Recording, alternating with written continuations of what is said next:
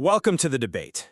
Today, we are putting a microscope on one of the most legendary, yet dangerously misunderstood sections of the United States tax code, Internal Revenue Code, Section 1031. You might know it as the like-kind exchange. In real estate circles, it's often whispered about like some kind of magic trick, a way to sell a building for a massive profit and pay, zero immediate tax. But the central question we really need to answer today is whether this provision is a legitimate engine for intergenerational wealth, or if it has become a procedural minefield where one small misstep, just one, creates a tax nightmare. And that is exactly the tension, right? We're looking at a transaction that allows you to defer capital gains tax and depreciation recapture, essentially kicking the tax can down the road, provided you reinvest the proceeds into a new property. But that word, provided, is doing a tremendous amount of work in that sentence. I'm here to argue that for many, the 1031 exchange isn't a wealth builder. It's a high-stakes procedural trap. We are talking about strict timelines that don't pause for holidays, the confusing concept of boot, and a playing field that has frankly shrunk significantly since 2017. I accept that the rules are rigid, but I take the position that Section 1031 is, vital for economic efficiency. It's really the only mechanism that allows an investor to shift their capital without the friction of taxation. It allows you to move from, say, a high-maintenance apartment complex to a passive commercial building without losing 20 to 30% of your equity to the IRS. If you follow the rules, it creates continuity. It keeps capital moving in the market rather than locking it up. Continuity is a generous word. I'd call it lock-in. You're incentivized to never sell for cash, which I think distorts decision-making. But before we get into the philosophy, we need to clarify what we're actually debating. This isn't just about avoiding taxes. It's about the execution risk. I mean, the IRS does not grade these exchanges on a curve. You either get it 100% right or you fail. Then let's look at the mechanics, because I think the fear of execution often scares people away from a powerful tool. At its core, the 1031 exchange is simple. You're trading one property for another of like kind. And frankly, the definition of like kind for real estate is incredibly broad. It refers to the nature of the property, not the quality. You can swap a raw plot of dirt for a skyscraper. You can trade a strip mall for a duplex. As long as both are held for productive use in a business or for investment, you qualify. That flexibility is the engine of the strategy. It was flexible, but we have to address the elephant in the room. The Tax Cuts and Jobs Act of 2017.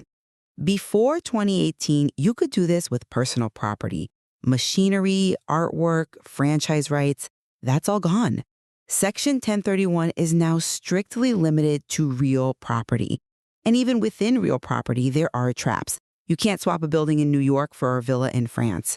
Foreign property is not like kind to U.S. property. And more importantly, you have the dealer exclusion. Which is a fair guardrail, isn't it? To prevent active businesses from abusing a capital investment incentive. Is it just a guardrail, or is it a gray area that catches people constantly? If you're a developer or someone flipping houses, the IRS views your property as inventory, not as an investment. And inventory does not qualify. So if you buy a fixer-upper, hold it for 6 months, and try to 1031 into a new deal, the IRS can argue you entered that transaction with the intent to sell, effectively disqualifying you. You aren't an investor, you're a dealer. That distinction relies on intent, which, I agree, can be subjective, but for the true long-term investor, the path is clear, and the payoff is significant. We need to talk about the step up in basis. This is the ultimate goal of the 1031 strategy, and it's why I argue it's a wealth builder. Ah, the swap till you drop strategy. A crude name, but, accurate. If you continually exchange properties throughout your life, deferring the tax at every single stage, and you hold that final property until death, your heirs receive the property with a basis stepped up to the fair market value at the date of death. The deferred tax liability, it effectively vanishes. That isn't a loophole, it is a structural incentive for long-term holding that creates generational stability. It's a structural incentive that requires a lifetime of perfect procedural execution. One slip up in 40 years and the whole tax bill comes due. And the biggest place people slip up is the timeline. We need to talk about the starker reality. referring to Starker v. United States, the 1979 case that allowed for non-simultaneous exchanges. Correct, it created the window to sell now and buy later. But that window is brutal. You have exactly 45 days from the closing of your sale to identify your potential replacement property, not a day more. I would argue 45 days is sufficient for a serious investor who has done their homework. You don't have to close in 45 days, you just have to identify the target. And the rules give you options. You have the 3-property rule. You can list up to 3 potential properties regardless of their price, and you only have to close on one. That gives you backups if a deal falls through. But look at the edge cases, because that is where the trap element comes in. This is a statutory deadline. There are no extensions for weekends or holidays. If your 45th day lands on the 4th of July, you don't get until the 5th. You must identify by the 4th. The only exception is a presidentially declared disaster. In a tight market, finding 3 viable commercial properties in 45 days is a sprint. And if you identify the wrong address, say Unit B instead of Unit A, and you catch it on day 46, game over. The exchange fails. It demands precision, yes. But if you need more volume, you have the 200% rule. You can identify any number of properties as long as their total value doesn't exceed 200% of what you sold. That is plenty of room to maneuver for larger portfolios. That's a trap disguised as flexibility. If you exceed that 200% cap, you fall into the 95% rule. And that requires you to close on 95% of the value of everything you identified. It becomes all or nothing. If you close on 90%, the whole exchange is invalid. It forces investors into bad deals just to save the tax break because they cannot walk away without triggering the liability. That's a cynical view. I'd say it forces investors to be decisive. But let's shift to the financial mechanics, because I think the concept of boot is where your argument about complexity really holds water. This is the area where the math has to be perfect. Boot is the silent killer of these transactions. In tax terms, boot is simply any non-like-kind property received in the exchange. The obvious one is cash. If you sell for $1 million and only reinvest $900,000, that $100,000 difference is cash boot. It's taxable immediately. Which is logical. You cashed out a portion of your equity, so you pay tax on that portion. The goal is to reinvest net cash received. If you keep the money in the deal, you're safe. If only it were that simple. You're ignoring mortgage boot or debt relief. This is what catches people. The IRS looks at your debt as a liability you were relieved of. So if you sell a building with a $500,000 mortgage and buy a new building with only a $400,000 mortgage, the IRS says you technically gained $100,000 in debt relief. That $100,000 is treated exactly like cash. It's taxable. I'll concede that is a tripping point.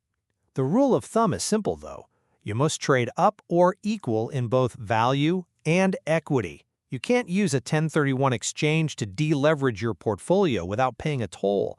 You have to replace the debt you paid off with new debt on the new property. It ensures you aren't actually, liquidating your position. But it gets even more granular. Let's talk about the incidental property trap. When you buy an apartment complex, you aren't just buying walls. You're buying refrigerators, lobby furniture, maybe a gym treadmill. That is personal property. And since the 2017 law change, personal property doesn't qualify for 1031 treatment. But there is a de minimis threshold for that? Only for identification purposes. Under Treasury Regulation 1.1031K1, if that furniture is less than 15% of the value, it doesn't ruin the identification of the building. However, and this is the key insight, it is still considered boot. You have to allocate a portion of the purchase price to those fridges and sofas, and you pay tax on that amount. You cannot defer it. It creates a messy accounting requirement that just erodes the benefit. It erodes it slightly, but we're talking about tax on used furniture versus capital gains tax on a multi-million-dollar building. The math still heavily favors the exchange. But you mentioned earlier that the investor cannot touch the cash. This brings us to the qualified intermediary, or QI. The QI is mandatory. This is a third-party service that holds your money. If you go to the closing table and the title company cuts a check to you, even for 5 minutes, you have constructive receipt of the funds. The exchange is dead. Exactly. The QI creates the legal fiction that you never sold the property. You exchanged it.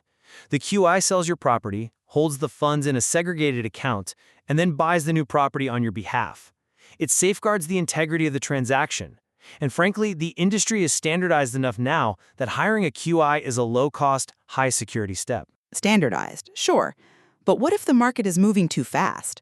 What if you find the perfect property before you've sold your old one?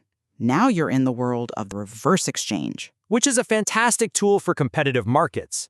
The reverse 1031 allows you to secure the acquisition first. It removes the anxiety of that 45-day hunt. At a massive cost and complexity. You can't hold title to both properties at once.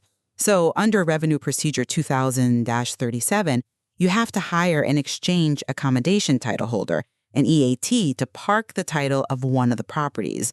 It's a legal maze, and the clock still ticks. You have 180 days to sell your old property once the new one is parked. If you don't sell, well, now you own two buildings, and the tax benefits evaporate. It is a sophisticated tool for sophisticated investors. It is not for the amateur. But let's address the most common amateur move, the vacation home. People love to think they can 1031 into a beach house. Oh, this is the most abused area of the code. Everyone wants a tax-free Florida condo. And the IRS knows that. That's why they issued Revenue Procedure 2008-16. It creates a safe harbor. If you want to exchange into a vacation rental, you can, but you have to prove it's an investment. You must own it for at least 2 years, and in each of those years, you must rent it out for at least 14 days. And here's the gotcha. Your personal use cannot exceed the greater of 14 days or 10% of the days it's rented. So if you rent it for 20 days, you can only stay there for 14. If you stay for 15, you have violated the safe harbor. You have to log every single day. But isn't that just basic business discipline?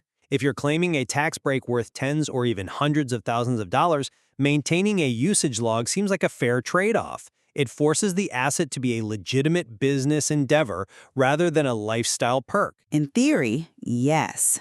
In practice, life happens. You stay an extra weekend to fix a leak. Does that count as maintenance day or personal use? The burden of proof is entirely on the taxpayer. And unlike a normal deduction where you might pay a penalty, failing a 1031 audit means the entire tax deferral is disallowed. The stakes are completely disproportionate to the error. I think we're circling the same drain here. You view the strictness as a bug. I view it as a feature that preserves the system's legitimacy. But consider the alternative. Without Section 1031, we would have the lock-in effect. Investors would sit on inefficient, dilapidated properties simply to avoid the tax bill. The 1031 encourages turnover.